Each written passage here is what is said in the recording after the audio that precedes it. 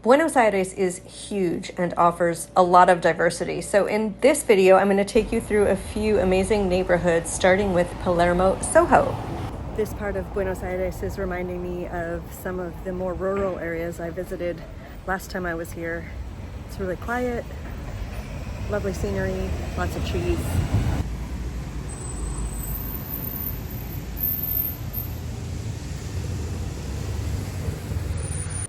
Palermo Soho offers even more of an artsy feel than some of the other neighborhoods I've seen in Buenos Aires. They all have that, but this one somehow had more street art and lots of vibrant colors. You no doubt heard about the dengue outbreak in South America. It is a thing, I think less so in Buenos Aires, but the mosquitoes were definitely out even in the cooler weather. This vibrant street art is on every block. It is beautiful.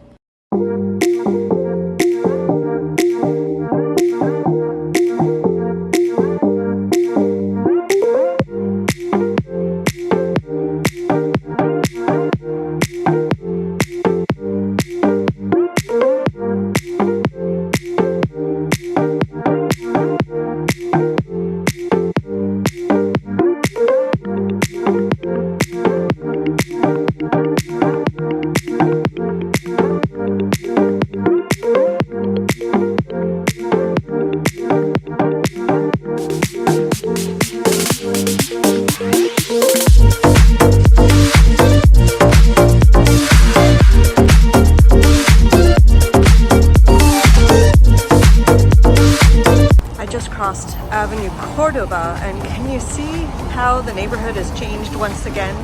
Whereas Palermo Soho felt kind of upscale and arty, this feels really residential and also tons of nature. It's beautiful.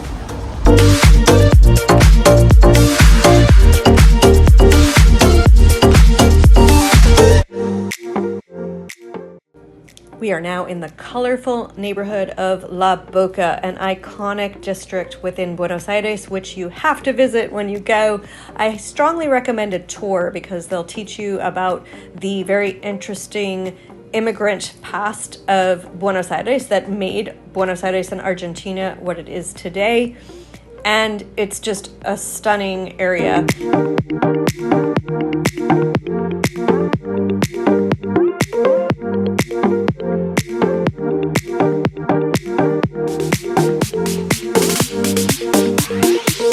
Right in the middle of La Boca is this little patch of nature where birds and wildlife have started to take over. This is Benito Quinquela Martin, very important to the history of Buenos Aires. He was abandoned as a baby and later made his fortune as an artist. He donated many works to Buenos Aires and later had a school and hospital for orphans built in La Boca. The tour we took through La Boca guided us through these lovely streets, which are colorful and so fun, and then we were treated to some music.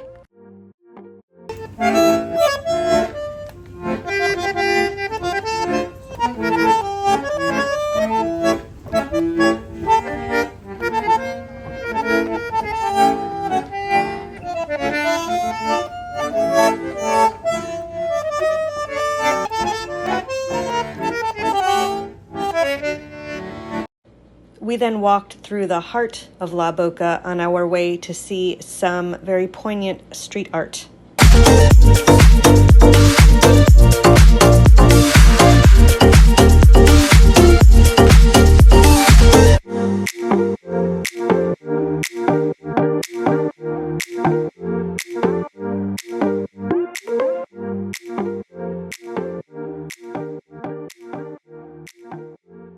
This street art represents the mothers of the Plaza Mayo, who walk around the plaza every Thursday to this day, protesting the disappearance of their children who were taken during the military dictatorship from 1976 to 1982.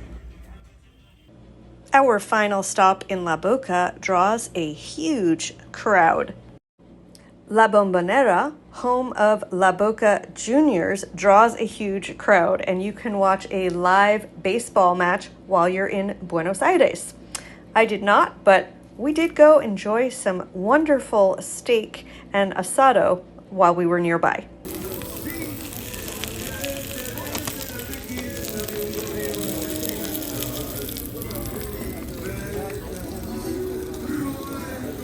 Next up, a visit to La Plaza De La Republica, where you have the Obelisk and the famous BA sign where you'll probably want a picture. But note, there's usually a really long line and not everyone is great about speeding it up so that other tourists can have their turn too. But you can see this beautiful view as well as Eva Peron, and it is really lovely to just get your pictures here. And I would recommend day and night because it's a little bit like Times Square at night and very pretty. Just around the corner is the Teatro Colón, and you can book a tour, which I did and will show you in one of my future videos. A brief only in Buenos Aires moment when you walk into the subte and you see a couple posing for photos doing the tango.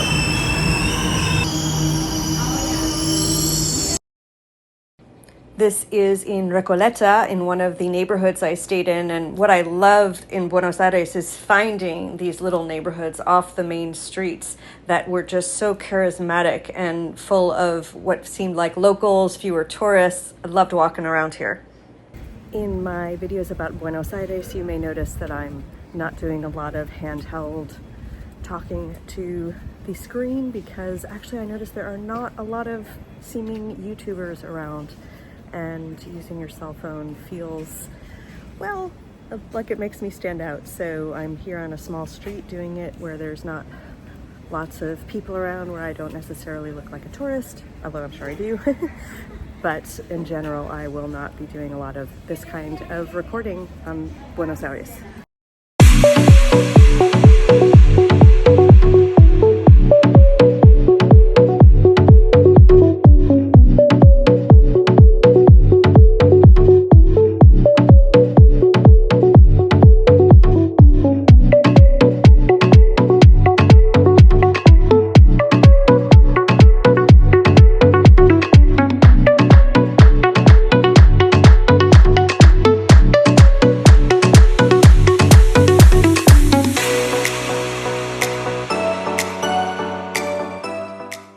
Another little word on money in Argentina, and this will be especially helpful if you're a full-time traveler, but may also help you even if you're not. So what I found here is the ATMs, it is such a crazy experience of experimentation. No matter what your card says, that's gonna work at some banks and it's not gonna work in others. And the amount that you can withdraw also could be different. So each transaction fee is roughly $10 per transaction, which would mean you would want to get as much money out as possible with that ridiculously high fee, but you're limited. So I found so far that I've been limited to 40,000 pesos at any one withdrawal. Now, I use a card that gets me the fee reimbursed, so that's great. But then the second part of that is what rate are you being charged for your cash withdrawal? So keep an eye on, if you log on to your bank account, of course, use a VPN when you do that, and find out what the exchange rate is that you're getting to see if in fact the fee and the exchange rate are in your favor or not. But here's another fun one. So I have lost or misplaced my ATM card that gets me those fee deductions. So what I learned, and for those of you setting out on an international travel journey, keep this in mind. Especially if you're a solo traveler, I highly recommend that you have at least 2 bank accounts. Obviously, if you're in a couple or a group, you can each have, you obviously by default might have your own separate bank accounts, but definitely a good idea because you want to bring at least 2 debit cards with you. Thank God I did that, because what I learned is that for me to get the main one replaced, they will only send it to the mailing address they have on file, which is not Argentina. So there's no way for me to get a replacement card while I'm traveling.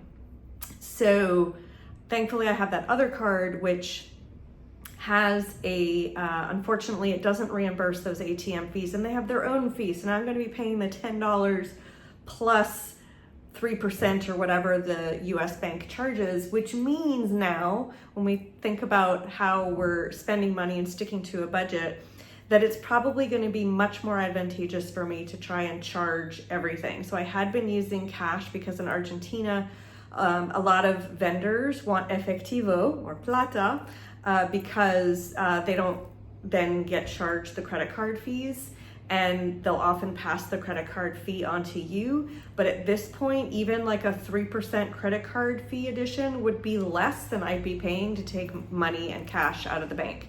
Unfortunately, there are places where you don't have a choice. Also, if you're leaving a tip, you have to leave it in cash. So you're going to need cash in Argentina, but it is kind of crazy to figure out how to get it.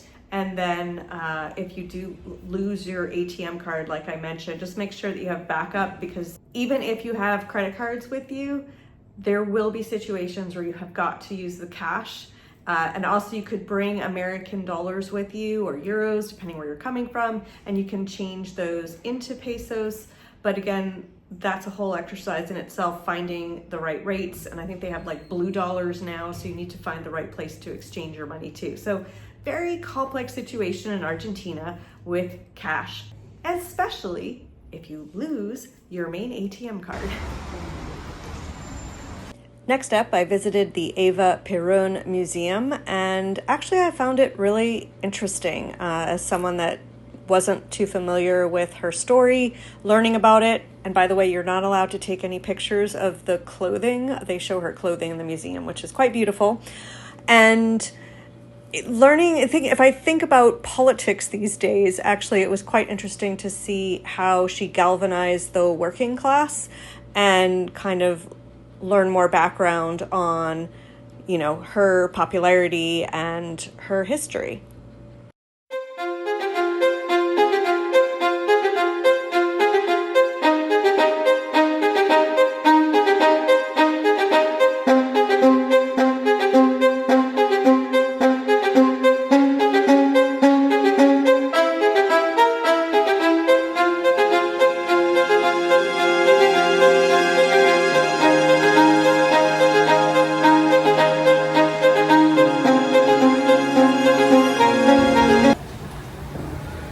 And now for a wonderful steak meal, off to La Estancia, which has a display of the meats being cooked. If you've never been to a tenedor libre, this is not one.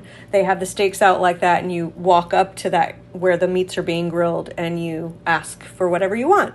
This is a sit-down restaurant, of course, but you get to see what you're going to eat. And it was quite lovely and really delicious.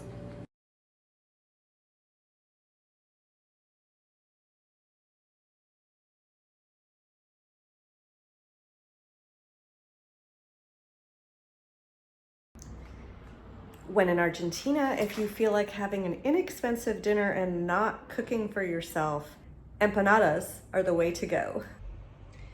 These 4 lovely pieces, which will be more than enough for a meal, for me anyway, were 2,600 pesos, roughly $3. And with the money you save, why not get a nice bottle of Malbec?